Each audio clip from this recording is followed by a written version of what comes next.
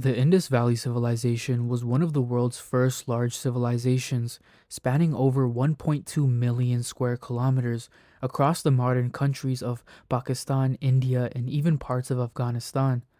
At its peak, the IVC could have been home to over 5 million residents, with its larger cities like Mohenjo-Daro and Harappa having around 40 to 60,000 residents each. But just over 3,000 years ago, this once great civilization was completely abandoned. Major cities fell, millions moved away to other lands, completely disappearing to time, and matter of fact, the Indus Valley Civilization wasn't discovered again until 1921, thousands of years later. The Indus Valley Civilization is the namesake for India, as it existed on the Sindhu River. But do the descendants of this civilization still exist? Are they even in India, or did they disperse all over South, Central, and Southwest Asia? Where did the people of the IVC go? And is it fair for South Asians to take credit for this once great civilization? The IVC existed from 5,300 years ago to about 3,300 years ago and was situated primarily on the Indus River. The name Indus being of Latin origin but borrowed from the Greek Indios, which was their word for the Sindhu River, which itself was a Sanskrit word. Because Indo-European languages like Sanskrit or Proto-Indo-Aryan were introduced into South Asia around the fall of the IVC, we don't actually know what the inhabitants of the civilization would have called the river. However, it is entirely possible that the word Sindhu was related to the name for the river by the languages of the civilization. The IVC had advanced urban planning with grid-like streets, baked brick houses, and also was known for its sophisticated sewage systems and water supply systems. It traded with many of the civilizations of the time. It also developed its own writing system that to this day is still undeciphered. If you guys want me to create a more in-depth video about the specifics of the IVC, their culture, their trade, and what their cities and villages looked like, let me know. But today we're going to speak more specifically about the people of the Indus Valley Civilization. So who were the inhabitants? What did they look like? What was their DNA comprised of? I have made a more in-depth video about the DNA of South Asia and mentioned South Asian ancestral DNA in multiple videos, but today I'm going to go much more in-depth on its relation to the Indus Valley Civilization. The first Homo sapien inhabitants of South Asia, of our lineage out of Africa, were an East Eurasian group that became what we refer to as the AASI, the Ancient Ancestral South Indians. Don't let their name fool you, they lived all throughout South Asia, not just the South. Genetically being East Eurasian meant that they were related to other East Eurasian groups like mainland East Asians, Negritos of Southeast Asia, Melanesians, and Australian Aboriginal people. A bit to the west in modern-day Iran, to the northwestern parts of the Indian subcontinent, a group of West Eurasian-related hunter-gatherers we refer to as Iranian hunter-gatherers existed. These people were related to the Iranian Neolithic farmers who would have genetically been almost the same as them, but would have had an Anatolian Neolithic farmer DNA component.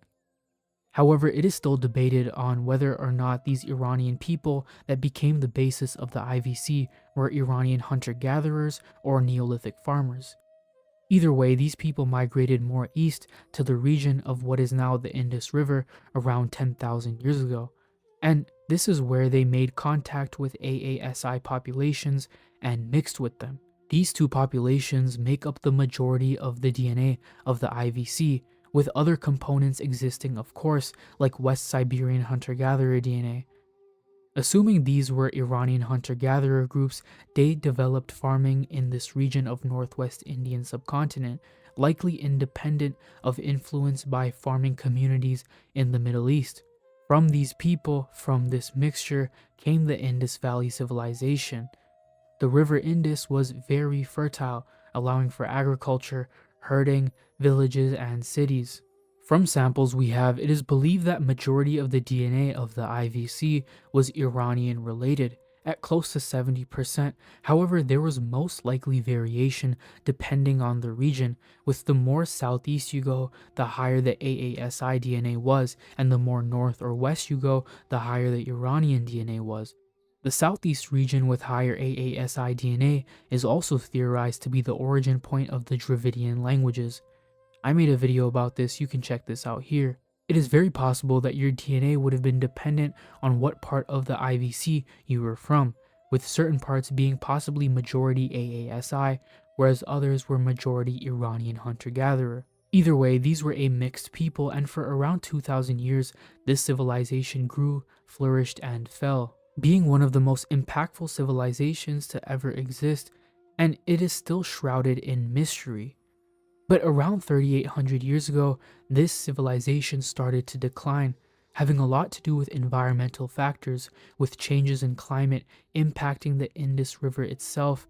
Once great and densely populated cities like Harappa became depopulated, and so did the settlements of the IVC.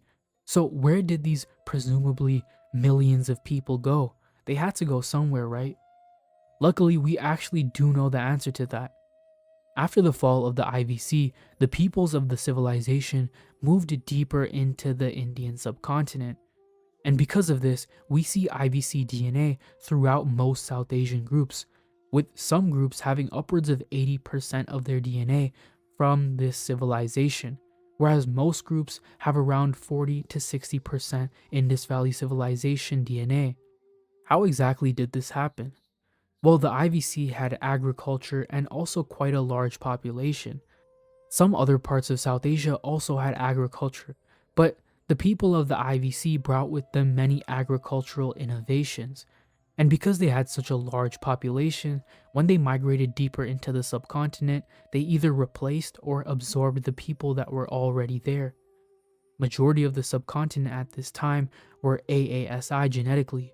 Many were even still hunter-gatherers. These people were genetically absorbed or replaced, and because of this, in South Asian DNA, we have two groups, ASI and ANI. ASI was developed through IVC residents migrating and mixing with AASI groups. Groups with high ASI are Southern Indians, as they tend to have the IVC component, which itself was a mix of Iranian hunter-gatherer and AASI, but also a later AASI component that came after. And this is what ASI DNA is based on.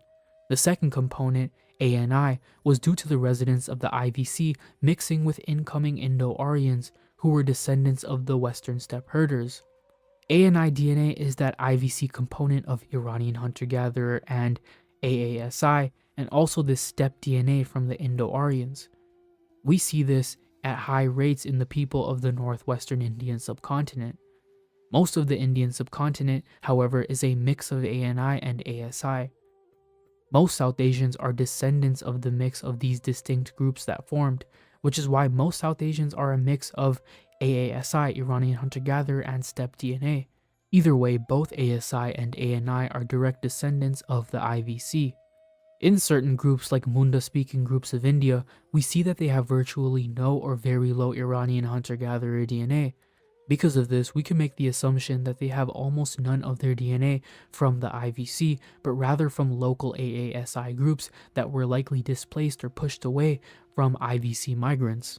Most South Asians can trace a large portion of their DNA from the IVC, and for many South Asians, it is actually the majority of their DNA. In the end, the Indus Valley Civilization didn't simply vanish, it spread.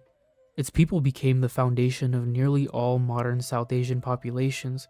As their cities collapsed and the climate shifted, they moved deeper into the subcontinent, blending with local groups and later with incoming Indo-Aryans, forming the ancestries that define South Asian DNA today. So while the civilization itself fell over 3,500 years ago, its people never disappeared. They live on in the genes of over 1 billion people across India, Pakistan, Bangladesh, Sri Lanka, and beyond, making the IVC not a lost civilization, but one of the deepest roots of South Asian identity.